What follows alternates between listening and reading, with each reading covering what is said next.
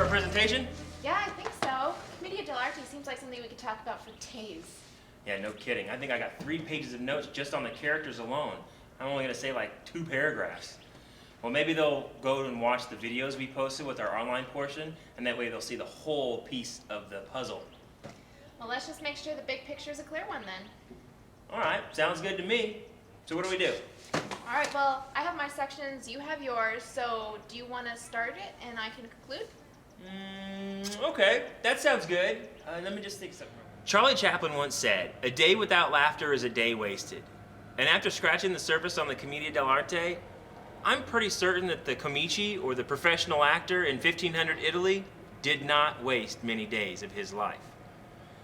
Today, Shane and I are going to introduce to you some of the facts about Commedia Dell'Arte.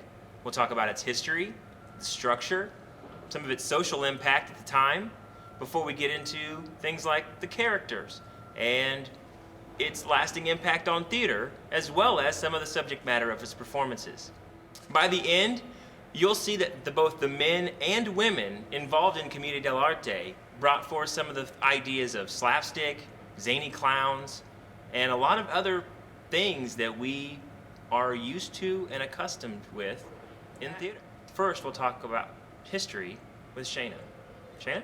All right, so for those of you who don't know what Commedia Dell'Arte is, it's a comedic improvisational play with masked and exaggerated characters.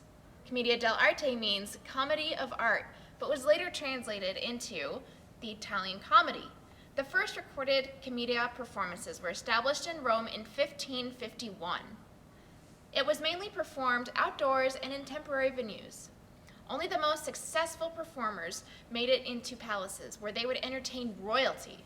Next, Chris will introduce the structure and setup of the stage. Thanks, Shayna. With mobility being key to the Commedia Dell'Arte troupe, sets were minimalistic and the use of props and costumes played greatly into the establishment of scene and story.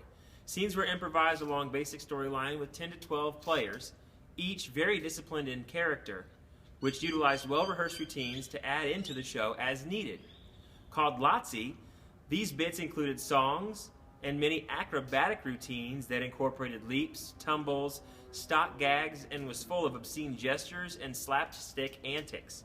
From this, we get terms such as comic timing, beat, pregnant pause, slapstick, and dark or black comedy. Their entertaining style attracted audiences, and the performances got people talking. Shayna is back now to talk about Commedia's social impact. Shayna? Commedia dell'arte used real-life elements of actual social standards that existed during the current time period and exaggerated them to a point where it would be considered comic relief. According to the Columbia University Encyclopedia, the impact of Commedia dell'arte can be seen in French pantomime and English harlequinade.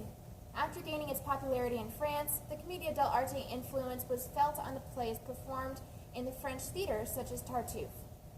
But the key component to Commedia dell'arte is the characters.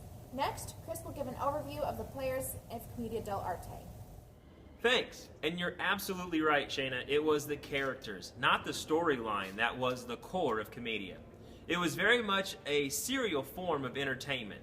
There was the same cast of familiar characters, just placed in different stories. As for the characters portrayed, they represented different fixed social types found around and throughout Italian society. And over time, it also included a wider range of smaller characters that represented certain types from different areas that the artists would likely to have traveled. Commedia consisted of basic types like servants and masters and lovers. There was a mixture of masked and unmasked characters, and typically only the unmasked characters spoke actual words. Some key character types have been reincarnated in many storylines following their use in Commedia dell'arte. A character like Arlecchino, for example, widely known as Harlequin, is witty, charming, and some say the first clown. Zani were the comic servants, and possibly where the term zany comes from.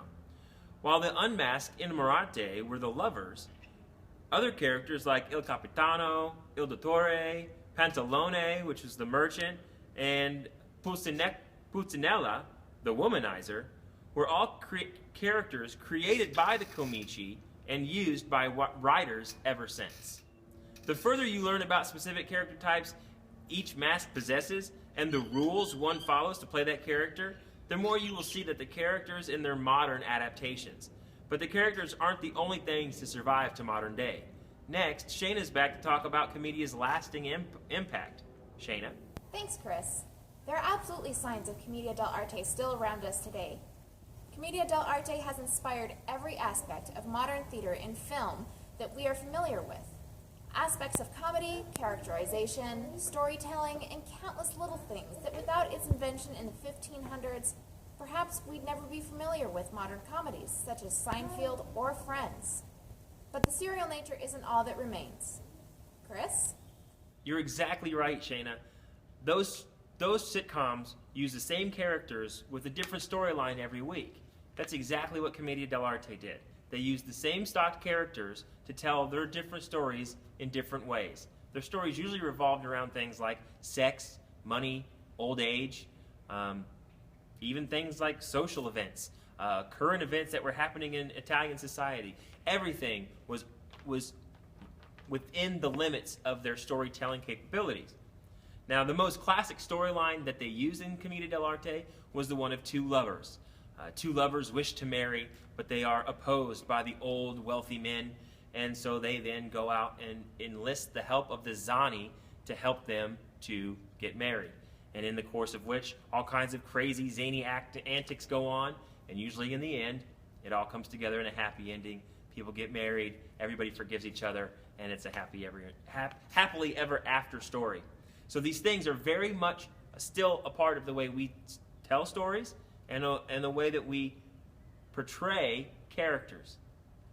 Shakespeare's Romeo and Juliet and even The Tempest are just a few storylines that we're familiar with now that originated with these improvisational Commedia dell'arte scenes. So today, Chris and I were only able to give you just a small sample of Commedia dell'arte, but what we hope is that it was enough to inspire you to your own journey, discovering the depth, beauty, and hilarity of Commedia dell'arte.